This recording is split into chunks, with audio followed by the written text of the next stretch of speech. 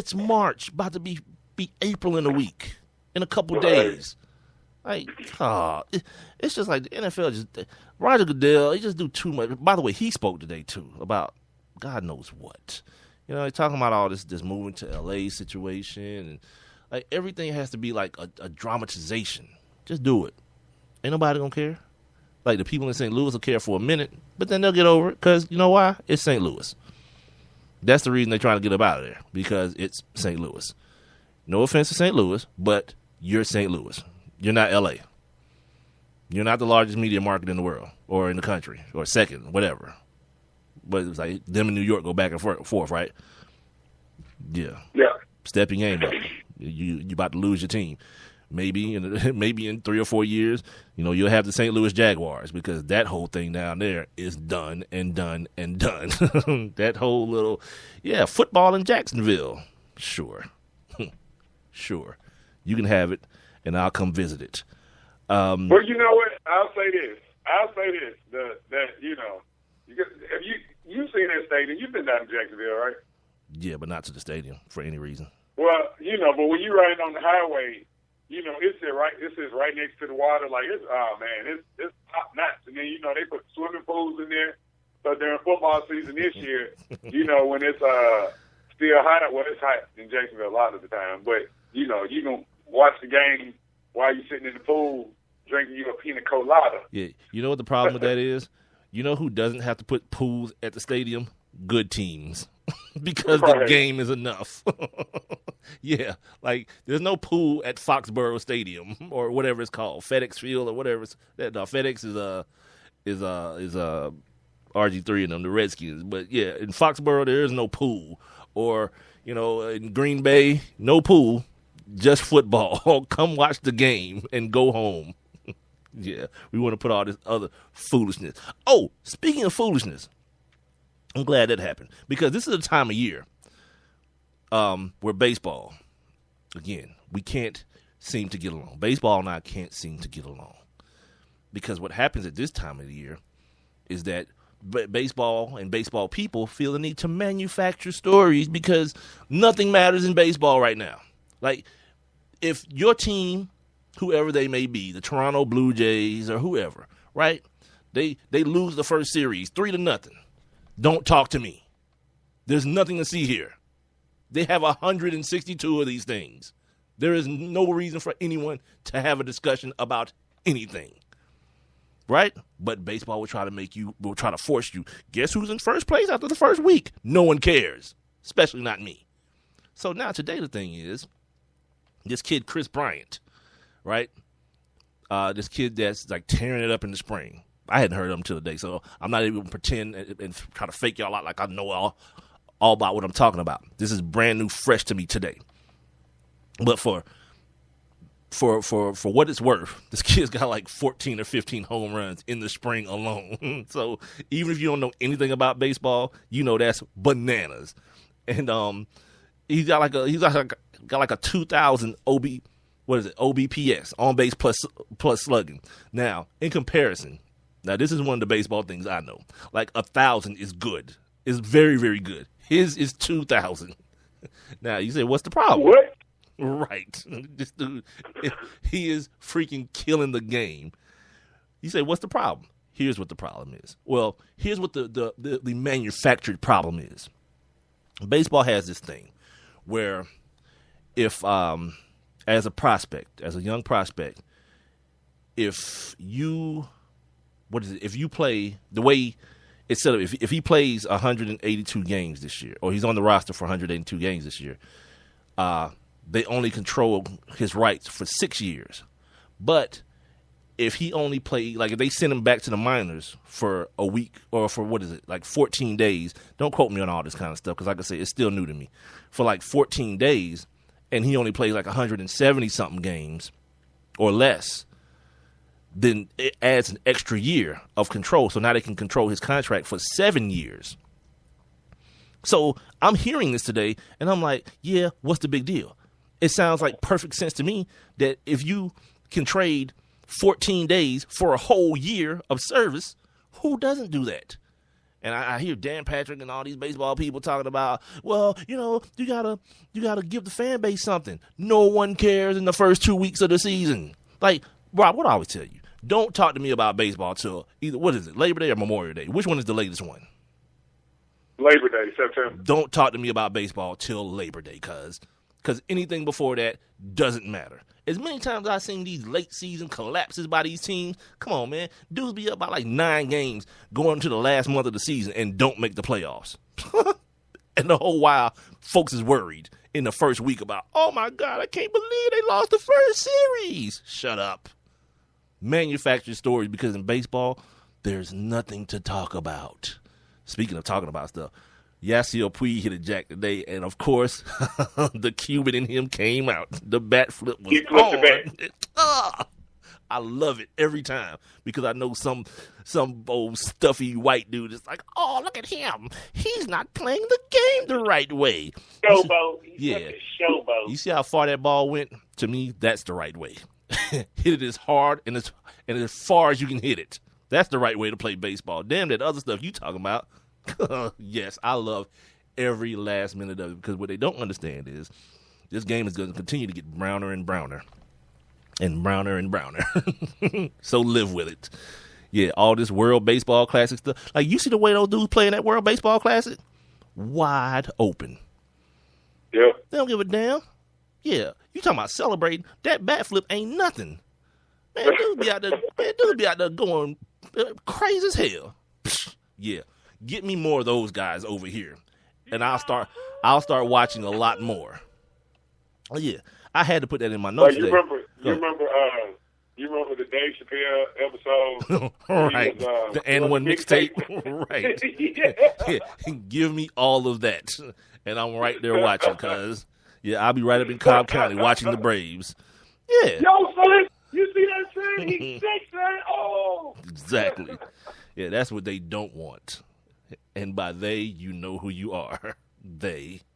Yeah. Oh, you know what these dudes. I remember like the baseball dude over at 929. Like, this is what I love too. I love when white people get comfortable, because the stuff kind of slips out.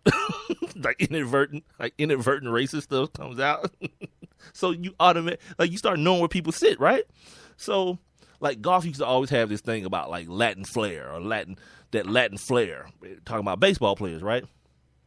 So I guess sometime last year, in the minor leagues, some dude he either bit the ear off of another player, or he bit the dude on the ear.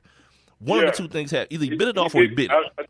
I think he bit it off. So the baseball dude over at 929, who will remain nameless for the sake of this podcast, he walks by the control room and says, "Yeah, how do you like that Latin flair now?" I was like, "What do you mean? It has nothing to do with him being Latin. Have you ever heard of Mike Tyson?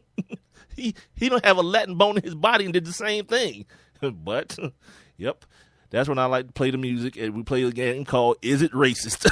Immediately. Yeah, the fight was between Alex Guerrero and Miguel Olivo. Oh, it was two Latin dudes. Yeah. Oh, that don't count. Right, that don't they count at all. Yeah. That just cancels each other out. That was like black on black crime. Yeah, that don't count at all. I didn't even realize both of them was Latin until right now when you said it. How you like your Latin player now?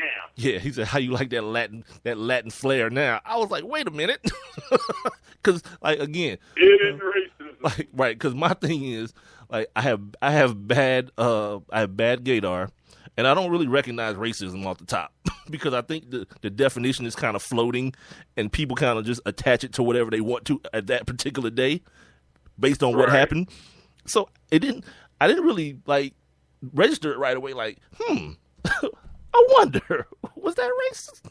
I mean, could have been, but I'm not really 100% sure. Because, first of all, he wasn't talking about black people, so then, I had no vested interest in it. So, I was like, yeah, maybe that was kind of racist, but, yeah, I'll let it pass. Like, not like I was going to do nothing, but I just find it funny that, it's one of those deals where you just... Like, I knew where we were. Like, yeah, he's good and comfortable. Like, yeah, when you get white people nice and comfortable, like stuff just kind of slips out. Like, oh, he probably went home that night and was like, whew, maybe he didn't realize what I said. Yeah, I realized maybe I'm saying. I mean, some people don't even realize when they say that kind of stuff. That was so awesome. He was like, yeah. He's like, yeah, ask Golf, where's his, how you like that Latin flavor or something, Latin flair or something. He said, I was like, wait a minute. Do you not realize a black dude did the same thing years ago to another black guy? It doesn't really have a lot to do with people being, Latin or black. It's just people crazy. They just crazy. I'm gonna bite this dude's ear off. I'm losing the fight because no one bites a dude's ear off if they're winning the fight. Like, that's not your go-to move in the fight. You know what I mean? Mm-hmm. Like, your finishing move is I'm gonna bite this dude's ear off. No, that's the dude that's getting his ass whooped. Like, I got to do something immediately to turn the tide on this fight right now before it get bad for me. So yeah, the dude was getting his ass whooped just like Mike Tyson was. So it was like, you know what? I'm gonna get out of here some way or the other. There's an ear. I'm gonna bite it and bite it off. Yeah, I told you about that. I told you about that too, though. That's when, like, I have these different stories for different players. Like, I have it for like Mike Vick, and I have the story for Robert Griffin. Yeah, my story with Mike Tyson ends that way. Like, once you bite a dude's ear off, I'm gone, out. Yeah, ain't no coming back from that, pimp. Like, you're not my favorite anything anymore because you bit another dude's ear off. Yeah. Well, yeah. We mentioned this yesterday. Like, me, I don't ride the bandwagon with a seatbelt on. I'm ready to jump at any time. I'm out of here. Like, the first sign of trouble. Yeah, I'll holler at y'all later. This dude just bit a dude's ear off. You can keep cheering for him if you want to. I'm out of here. Yeah. It never was the same after that again. Like, how do you justify that? How old was I when that happened? I had to be. We in high school? Well, Mike Tyson beat Holyfield here, yeah. We won. Yeah. That was that 95 maybe? Oh yes, I was like, man. I was either about to graduate or whatever. Yeah. Yeah, I had plenty of sense to know that ain't supposed to happen. You don't bite another man's ear off. You don't even bite, like, first of all, you don't put your mouth near another dude's ear. First and foremost. 97. That was 97. Yeah. June 28, 1997. So that would be my what? That would have been your junior year. Yeah, I was well and grown enough to understand. You going into your junior year. You don't do that, cuz I was gone. Yeah, Mike Tyson. Like, I stuck with Mike through the rape stuff.